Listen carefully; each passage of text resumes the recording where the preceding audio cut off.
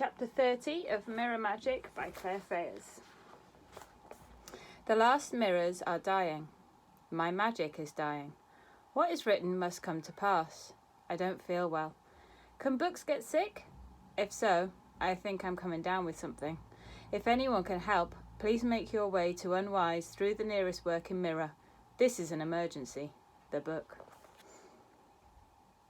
Howell had only ever seen Madame Bril from a distance before, usually when he was running away from her.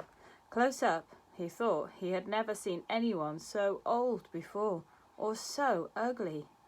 3 pairs of spectacles wobbled on a nose that was huge and almost perfectly round, and a pair of dark eyes glinted at him through the layers of glass. He stood uncertainly, clutching the book and rubbing his arm, where the old woman's hand had bruised him. "Are you Madame Bril?" "Oh, who were you expecting?" Her face was round and her nose crinkly with deep wrinkles. Her hair, pure white, was pulled up into a lumpy bun on the top of her head, and 2 more pairs of spectacles, one bright red, one yellow, peeped out.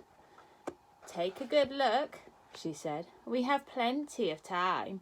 It's not as if Mr. Bones is hunting you or anything." She stank of lavender, even her breath. Howell's face filled up with heat. "Sorry, I'm Howell, and this is Ava, and this is the book, I know." She took off one of her pairs of glasses and replaced it with the red pair from her hair. "The moment my niece turned up saying she needed an enchantment, I knew it would lead to trouble. And I wasn't even wearing my trouble predicting glasses. You'd better come up." She started to stamp up the stairs. "Trouble predicting glasses?" Ava mouthed to Howell. "What if this is a trap?" "I heard that," Madame Bril shouted. Howell gave a nervous grin. "I think we'll be safe.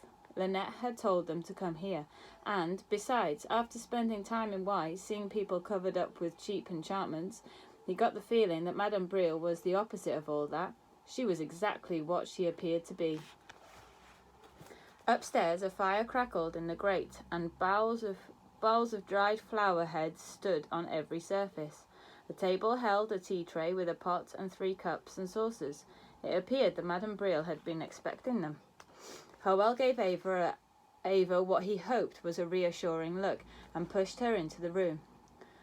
"Come on in, and try not to get muck on the carpets," Madame Bril said. I'll just find my glasses." She opened a wooden box on the table and rummaged about inside. Howell saw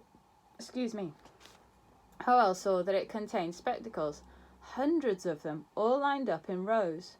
"What are they for?" he asked. "Reading glasses, distance glasses, glasses for seeing friends, glasses for seeing customers, glasses for seeing when somebody's lying, glasses for spells, glasses for enchantments, glasses for cooking, glasses for eating. Don't laugh, you'll be sorry when you're old and need glasses." She tried on several pairs before settling on a set with plain brown rims. "Not what you expect an unwalled house to look like?" she asked Ava, who was staring wide-eyed. "I bet you imagined your armchair walked to and your teapot sang to amuse us." Ava turned pink. "No, I didn't." "No," Madame Bril said, changing glasses again and peering at her. "Maybe you didn't. There's more to you than meets the eye, isn't there? My eyes. You can sit down if you like. The chairs won't eat you." Ava cast Howell a confused glance, and they both sat down. Madame Bril began rummaging through her box of spectacles. "Glasses for meeting new people," she muttered, pulling out a pair with orange heart-shaped frames. "No, wait, I need glasses for questioning visitors. Blue hearts." She swapped them over and sat down, her eyes suddenly sharp and bright. "How did my truth-showing enchantment work?" Howell wasn't sure what to say. "It, worked." "Good. I told my niece. I don't give refunds." Madame Bril reached for the teapot and poured a bright stream of pink tea into cups. "Euphorbia leaf eye bright. It's quite safe to drink. Might even do you some good. Now, she settled into a low armchair, you'd better tell me everything. They took turns to talk while Madame Bril sat, lifting her various pairs of glasses up and down and occasionally stopping their story to change a pair. You're in quite a lot of trouble, aren't you? She said when they'd finished. She jabbed a finger at the book. You too. Don't blame me. I only foretell the future. I don't create it. The lump formed in Hoel's throat. What's going to happen to Matthew and Lynette?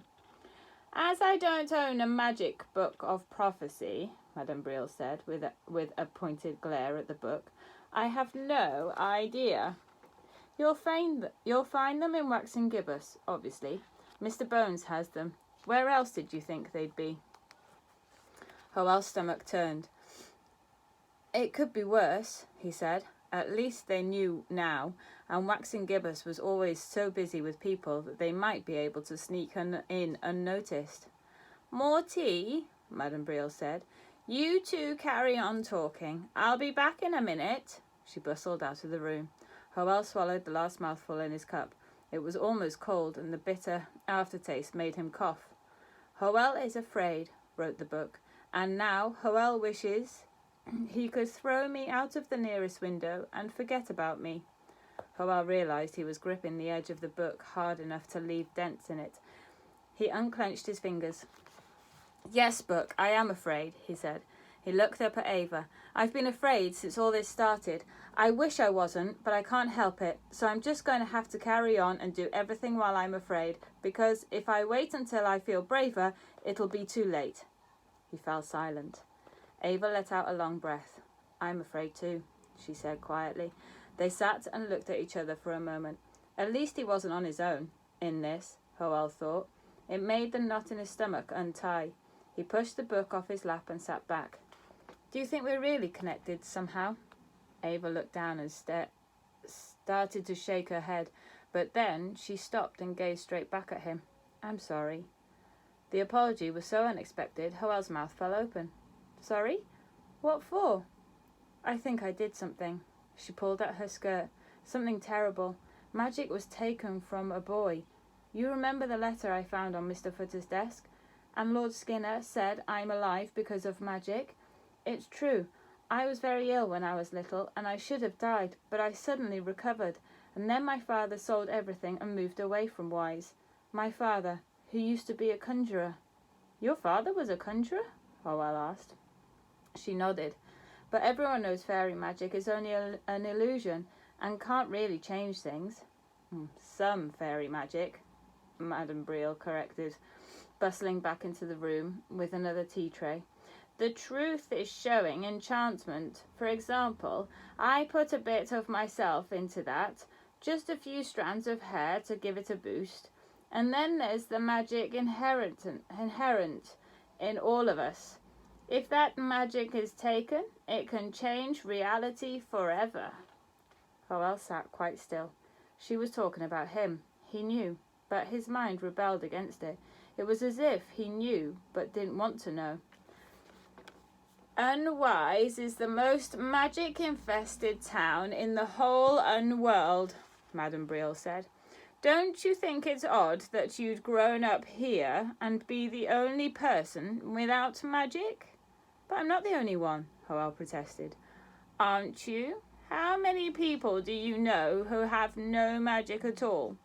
10 years ago, magic was taken from a 2-year-old unworld boy. 10 years ago, a 2-year-old girl in Wise miraculously recovered.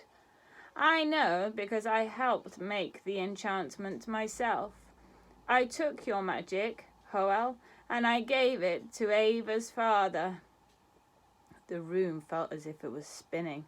This was the secret Ava had been hiding from him. In a way, it was worse than all Lord Skinner's secrets. Lord Skinner had stolen magic from the mirrors to keep himself alive. Ava's father had stolen it from Hoel. You can blame me, Madame Bril said. I'm the one who did it, not Ava. Hoel nodded. He ought to feel angry, but he didn't. He wondered why that was. His magic, all of it, taken and given away. It felt as if someone was banging a drum inside his head, too loud for him to think. Then he realised the sound was coming from downstairs. Somebody was banging on the door.